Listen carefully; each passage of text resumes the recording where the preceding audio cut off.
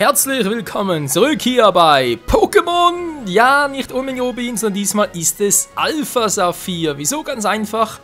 Ich will das, was ich am letzten Part noch angedeutet habe, in die Tat umsetzen. Sprich, in diesen zwei Parts jetzt kommen, sprich inklusive natürlich auch diesem hier, werden wir unseren Barsch züchten, beziehungsweise direkt hier bei der Pokémon-Pension und dann es auch noch so weit trainieren, dass es volle EVs hat und wir es dann direkt zu Milotic entwickeln können. Ja, das Ganze wohl ein bisschen Zeit in Anspruch nehmen, deswegen wird es vermutlich auch gewisse Überlängen geben, aber soweit dazu. Ja, deswegen halt Alpha Saphir, weil die Bären sind halt nur hier, also sprich halt genug für einen Schönheitswert und ja, wegen Omega Rubin müsst dort erst züchten, wieder rübertauschen und so, dass man so umstellen. Deswegen direkt hier. Okay, was habe ich bereits gemacht? Ich habe bereits mir 2 Barschwas gefangen. Ja, nicht wundern, sind natürlich nicht mein Standardteam hier. Das will ich noch nicht zeigen, das kommt dann erst später. Ja, 2 Barschwas, ein weibliches und ein männliches, wo ich die gefangen habe, zeige ich dann bei Omega Rubin noch.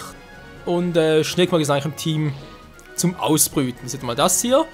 Barsch und beide verschiedene Wesen, sag ich jetzt mal. Ne, stimmt gar nicht. Ja, doch, Wesen natürlich auch. Das ist ein zartes Wesen, nicht unbedingt das, was ich unbedingt möchte. Die Fähigkeiten haben es halt vor allem verschiedene. Und das hier hat halt das Wesen, was ich brauche, das neue Barsch war, sprich es hat ein mäßiges Wesen, denn wir wollen ja das Milotic in Omega Rubin wollen wir speziell trainieren und nicht physisch, also sprich Surfer statt Kaskade und so weiter und so fort. Ja, und hier noch einen Schönheitswerten hochtreiben, aber es kommt alles noch. Übrigens deswegen auch, bevor ich es wieder vergesse, deswegen hat hier Barschwa auch ein Item und zwar trägt es den Ewigstein. Früher war es noch so, dass man mit dem Ewigstein, wenn es der Mutter gegeben hat, sprich einem weiblichen Pokémon, dann hatte das daraus schlüpfende, also aus dem Ei kommende Pokémon halt das gleiche Wesen wie die Mutter. Mittlerweile klappt es sowohl mit der Mutter als auch dem Vater. Deswegen habe ich dem Barschwa den Ewigstein gegeben, weil ich will ja ein mäßiges haben. So, also erklärt, jetzt will man sagen, muss noch viel schneiden und so, wir brüten direkt mal das erste aus. Natürlich, wir stellen es erstmal her, aber so, leider im Ende der Bogen ablegen, ja, würde ich aufziehen, natürlich die beiden Barschwas hier. Voll fein, und noch ein weiteres? Ja, welches denn? Natürlich das andere Barschwa. Fein, dann nehmen wir den Barschwa von der Weinfede, komm wieder, wenn es Zeit vergangen ist. Jo, ist klar. Wie sieht's hier aus? Schön zu sehen, der Barschwa geht es gut. Scheint es zu vertragen. Naja, könnte durchaus besser sein. Dann ist die Frage, wann passiert es jetzt, dass die beiden Barschwas sich gepaart haben, sprich, wann ein Ei entstanden ist. Ich habe keine Ahnung, ich mache das gerade zum ersten Mal hier, der ersten Generation. Ich hoffe, dass unten auf der Karte etwas erscheint, oder man sagen, wir können ja 2 Minuten ein bisschen hin und her fahren, wie ich es sonst auch machen würde. Und dann einfach ein bisschen abwarten. Lalala. So, was ich gerade merke, wir merken natürlich auch, links unten die Karte war ein bisschen fehl, weil es hätte bereits auch überall schon war. Aber egal. Ja, ich will jetzt echt noch nicht zu viel spoilern, es kommt ja alles noch. Es gibt, wenn es geklappt hat, ja. Wenn es geklappt hat, gibt es sowieso noch, mach ich das Ei gucken, gibt es sowieso noch einen extra Part des Alpha Saphir bezüglich Kyogre. Also bereits aufgenommen und so, aber noch nicht besprochen und man weiß nie, es gibt immer technische Probleme und so.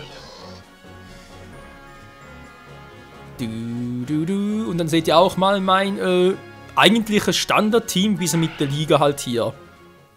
Sprich, die 6 Pokémon, die ich hierzu erwählt habe, das Abenteuer mit mir zu bestreiten. So, wie sieht es aus?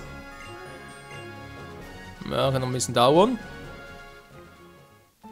Gut, ich meine, es kann man eine Minute vergangen oder so, wa? In der Regel geht es eigentlich schnell, oder früher ging es schnell. Oh, der ist auch schon hier. Oh, verdammt. Ja, zu viel Spoiler. Wieso ganz einfach, ja, dazu kommen wir, nachdem wir in Omega Rubin Groudon getroffen haben. Dann werden wir mit Walter ein bisschen plaudern. Wieso, erfährt ihr dann? Verdammt, hey. Ja, der Hinter wäre es doch klüger gewesen, wenn ich halt, die Barschwa getauscht hätte auf Omega Rubin und dann wir dort halt das neue Barschwa gezüchtet hätten. Das wäre der Vorteil gewesen. Halt wieder rüber tauschen, für die Beeren suchen, so, sprich, also nicht Beeren suchen, sondern Pokériegel.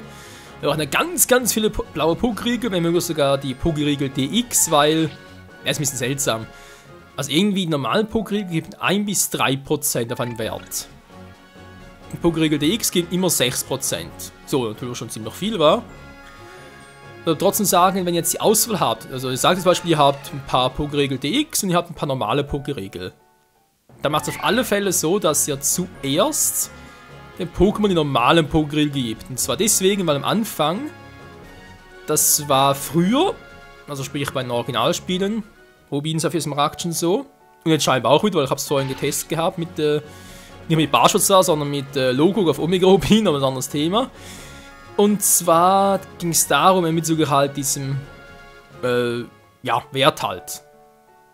Ging es darum, dass ich halt diesen Schönheitswert getestet habe, bringe ich das Maximum mit den Beeren. Ging relativ schnell. Also schneller als ich eigentlich ursprünglich dachte. Und es ist aber trotzdem halt so, ja, anfangs haben die ersten Pokeriegel normalen, die haben 3% gemacht, kein Problem, ging relativ flott voran. Die nächsten hatten allerdings ein paar Probleme, dann muss ich halt auf die X ausweichen und dann ging es wieder. Ah, geht doch. Was soll ich dann nehmen? Ja, bitte. Schade, dass er trotzdem... Ja, das... Wieso kriege ich jetzt links und auf dem Kartennavi kein Update? Von wegen, oh, nice da. Wieso nicht? Ich verstehe das nicht. Ich meine, das Feature gab es schon in der 4. Generation mit Diamant, Perl, Platin. Gut, das war ein anderes Gerät und so, sehe ich ja ein, aber...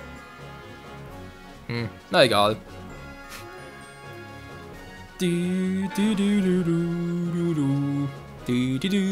Ja, wir zocken Alpha Saphir. Okay, wie gesagt, das Ei haben wir im Team. Wir haben einen Schneckmark dabei, was gut brüten kann. Wegen der Fähigkeit, aber das war schon wieder. Magma Punch, genau. Ich überlege gerade, es gibt den Magma Punch plus noch eine Fähigkeit. Ich glaube, die erlernt Schneckmark auch. Und zwar sind das Fähigkeiten, mit denen halt die Zeit, bis es schlüpft, nur halb so lange dauert. Mein Barschum ist dann relativ schnell schlüpfen. Das kann nach etwa 6000 Schritten. Jetzt halt mit dem Schneckmark müsste es ungefähr ausgebrütet sein. Dauert ein bisschen, ich weiß, wir wollen uns alles ein bisschen zeigen und so. Und ich denke mal, 2-3 Minuten geht das schon. Danach können wir immer noch irgendwie sagen, na gut, den Rest schneide ich dann halt. Nachher wird es noch ganz lustig, muss ich langsam anfangen mit den DVs berechnen, ja. Habe ich in meiner Karriere einmal gemacht bei Diamant, Perl, Platin, weil ich dort mal ein Pokémon hatte, wo ich das Gefühl hatte, hey, der hat das sehr gute DVs oder könnte gute haben. Da wollte ich echt mal testen und die DVs wieder, also wie gesagt, fast perfekt züchten. Das ist halt schon, ja, es ist anstrengend, es dauert seine Zeit. Vor allem halt natürlich hier mit Walzers Generation, wenn wirklich perfekte DVs haben wir, wobei alles 6 brauchst du gar nicht. Angenommen, du willst jetzt, wie wir jetzt hier, Barsch minutig züchten, oder?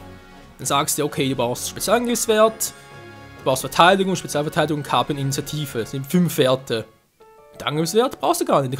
Von mir aus kann er 0 sein, das spielt keine Rolle. Also brauchst du nur 5 DVs und dafür haben wir den Phantomknoten als Item. Nur, den kriegen wir glaube ich ein bisschen später, aber jetzt noch nicht. Oder hab den Omega Rubin schon, weiß gar nicht mehr. Dann kriegt man glaube ich bei Wettbewerben, habe ich etwas gelesen. Bei den Contest, den Wettbewerb soll man die bekommen und noch eins, yo. Und noch ein Pokémon, nein, willst du es haben? Willst du es? Ja, gib her. Und ja, wie gesagt, den Phantomknoten kannst du auch Pokémon zum Tragen geben, Pension stecken. Und das Ei, das daraus schlüpft, oder später das Pokémon, das aus dem Ei schlüpft, das hat dann, ich glaube, die 5 besten DVs-Werte von Eltern erbt es dann. Man kann natürlich auch so sagen, okay, ich züchte. Und natürlich mit dem Phantomknoten dabei und plötzlich, das ist ein super starkes Pokémon. Theoretisch. Dass ich jetzt das bei Barschu auch mache, ich glaube, nee. Also momentan sowieso nicht, wenn, dann muss ich das Ganze nochmal machen, künftig, aber... Nee, Leute, das war viel zu viel Aufwand, vor allem zum aktuellen Zeitpunkt.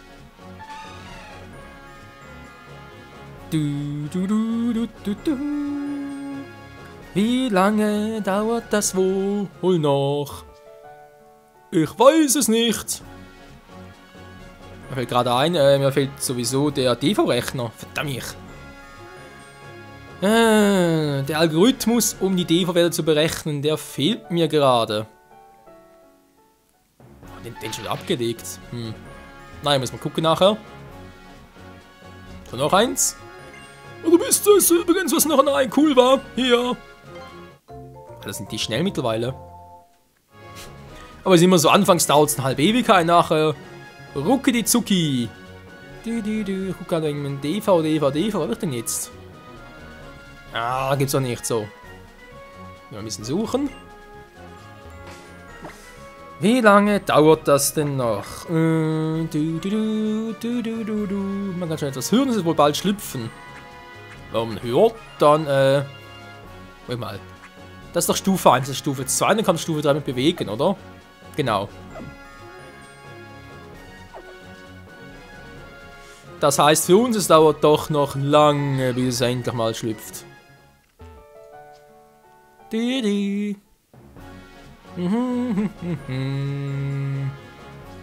Geradeaus. Aus die Maus. Und du gehst mir aus dem Weg, Kleines. Mann ey. Ich bin voll aggro.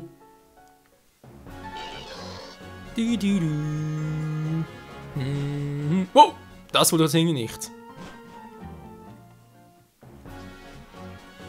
Okay, der DEVA-Rechner, ich finde ihn noch, Leute, keine Sorge. Wie? Ein Pokémon, es schlüpft.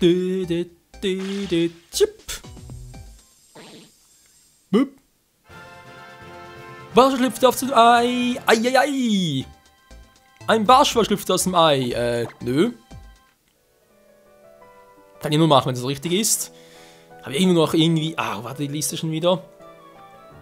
Welchem Namen den Milotic geben, oder?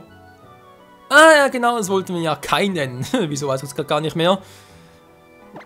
Gab sicher irgendwelche Gründe. So, jetzt mal gucken, ob der Plan geklappt hat. Erstmal das Wesen. Wassertempo, okay. Aber irgendeine Initiative, cool, muss nicht unbedingt sein.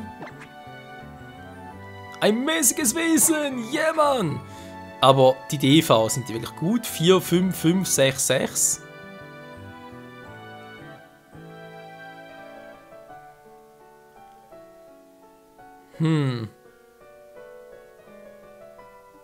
Tja.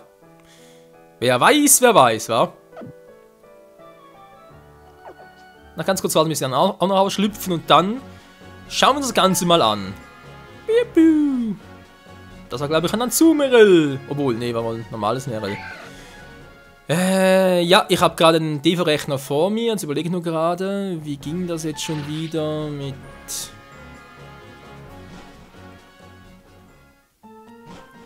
Ich sehe zwar die Punkte vor mir.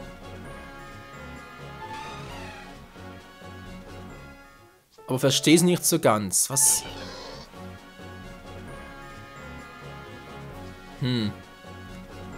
Also erstmal der Wert durch das Wesen minus 5. Das Ganze in Klammern. Dann mal 100 durch das Level des Pokémon. Okay, das geht natürlich auch Sinn.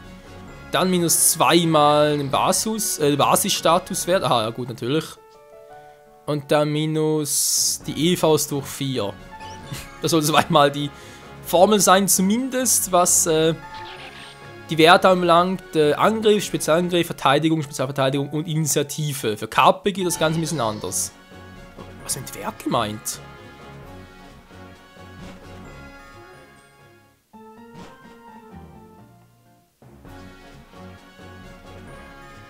Ja, Base State. Aha! Ja, jetzt verstehe ich natürlich. Man hat gerade auf dem Weg, hä? Zuerst steht da Wert, nachher steht Base State, hä? Ja, natürlich so, du müsst halt beim Pokémon wissen, sagen wir nur, ihr habt ein Pokémon, was bereits schon trainiert ist, oder? Dann hat es bereits ein paar Erfahrungspunkte, also sprich die sogenannten EVs, oder? Auf Deutsch FP, Fleißpunkte. Das ist soweit klar. Base State, da kann man irgendwie halt bei den diversen Websites halt im Internet nachschauen. Also die Pokémon halt jeweils auf Level 1, Level 15, Level 100 für Werte hätten. Barschel hüpft aus dem Ei. Jai.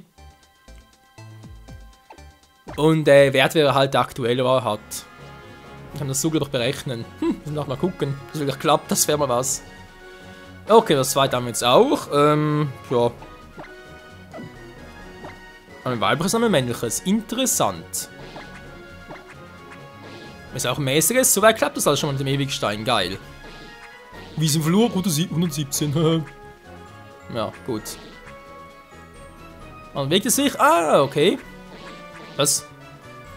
Was haben wir noch im Eigentlichen? Ah, ist da umgekehrt.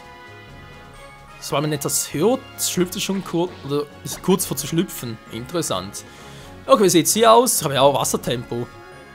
Jetzt haben wir vererbt das inklusive der Fähigkeit? Fast so aus, ja? Alle Werte exakt dieselben.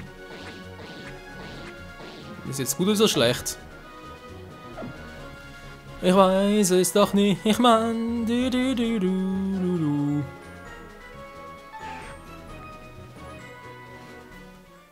So, dann ganz kurz das dritte Pokémon abwarten und danach würde ich sagen, wenn alles klappt, wie es soll, brechen wir noch ganz kurz die DVs in den Reihen. Das sollte, wie gesagt, sollte eigentlich klappen. Wenn nicht, der muss halt ganz kurz offscreen nochmal nachgucken. Und dann entscheiden wir, ob wir direkt in diesem Part noch anfangen, halt die Barschwa oder halt das Barschwa, das Auserwählte, mit Puck-Riegeln voll zu stopfen und natürlich noch das EV-Training, sprich das Support-Training. Das muss ich hier machen. Denn bei Omega Rubin wird es lange dauern, die einzelnen Punkte freizuschalten. Da geht es ja echt schneller. Und ja, ich will es trainieren halt noch, bevor es Milotic wird, weil zum Milotic entwickelt wird es eigentlich erst drüben bei Omega Rubin. Obwohl dann gar nicht nötig war. Da hat man gerade halt so den Pokédex, aber wir fangen es da trotzdem nochmal im Barschwa. Mal ganz ehrlich, die kannst du hier easy peasy fangen, kein Problem. Die sind von dem her sehr häufig. Und da haben wir das dritte Barschwa. Jo, so jetzt mal ganz kurz mal so, den Calculator. Den Kopfrechnen bin ich dazu doof. Einen Spitznamen geben. Nö, noch nicht. Alles klar, Freunde. Wir haben 3 Barschwas auf Level 1. Eins von ist männlich, okay. Die haben alles gleiche Wesen und wie ich schätze, hat die gleiche Fähigkeit, wa? Nur ein anderes. Wer Töter provoziert, finde ich eigentlich fast geiler. Weil die sind natürlich auch cool, aber... okay, die haben alle gleichen Werte. Oder ist das auch vom Vaterpferd oder was? Egal, macht zum Berechnen natürlich einfacher. Okay, jetzt muss man mal gucken. Wir haben jetzt hier also... natürlich schwieriger im Base State, wa? Aber es ist doch bereits die Basis. Sprich, die Basiswerte oder wie auch immer. Ja, versuch's mal. Okay, nehmen wir die Formel für die KP. Das wären also 11. Dann machen wir 11 minus Level. Level ist 1. Dann noch minus 10. Da gibt er gar nichts mehr. Toll. Welche 0 DVs drauf oder was? Dann mal 100 durch das Level. Ja, wie gesagt, Level ist 1, also mal 100. Aber 0 mal 100 gibt es sowieso 0. Ich muss gar nicht groß berechnen. Dann Base State. Minus 2 beim Base State. Ja, der Base State ist ja... Ist jetzt ja hier 11 oder was? Müsste fast, wa? Gibt noch Minus, ey. Minus 2 mal, wie gesagt, ist ein Base State. Also, nehmen wir halt 22. Und dann noch minus FP durch 4.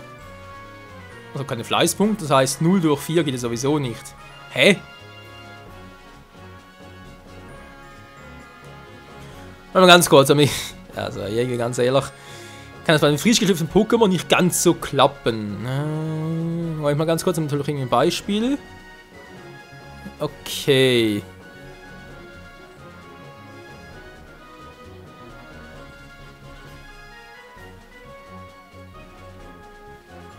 Ja, Wiesen habe ich aber keins. Gut.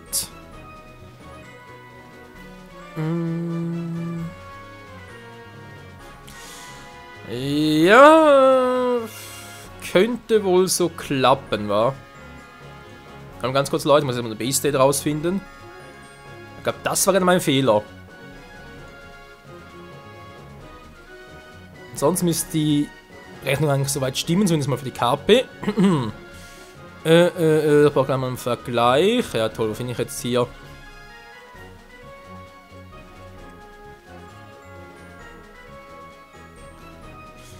Ah, doch, hier hätte ich die, glaube.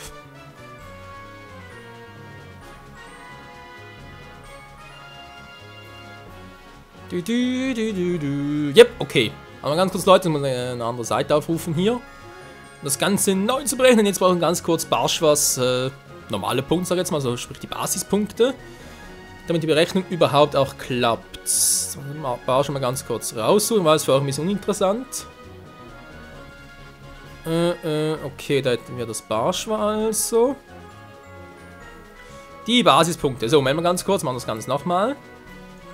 Also aktueller Wert ist 11. Ja, hatten wir schon mal, war. Minus Level, also sprich minus 1. Also ist auf Level 1. Minus 10 gibt 0. Mal 100 durch das Level, also sprich mal 100. 0 mal 100 gibt sowieso 0. Minus 2 mal der Base State. Der Base State ist ja von dem her 20.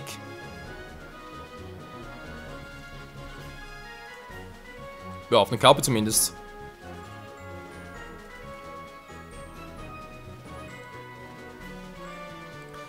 Ganz ehrlich, funktioniert die Berechnung überhaupt noch? Weil, kann irgendwie nicht ganz sein.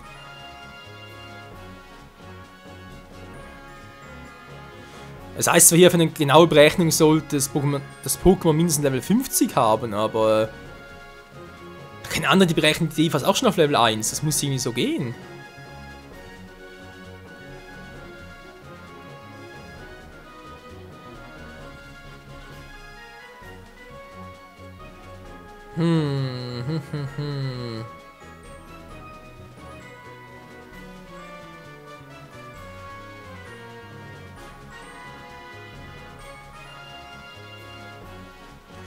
Also irgendwie klappt das jetzt nicht so, wie ich das gerne hätte. Natürlich ein bisschen doof. Naja, also wir wissen ja, von eigentlichen Werten hier sind alle drei gleich, müssen alle drei die gleichen DVs haben, ganz klar. Also KP berechnen geht so schon mal nicht. Entweder habe ich jetzt eine falsche Formel oder bin einfach zu doof dazu. Machen wir das andere. Machen wir mal einen Spezialangriff. Ja? Wir haben hier ja 5. Das Wert durch das Wesen. Moment mal, Wesen ist ja mäßig.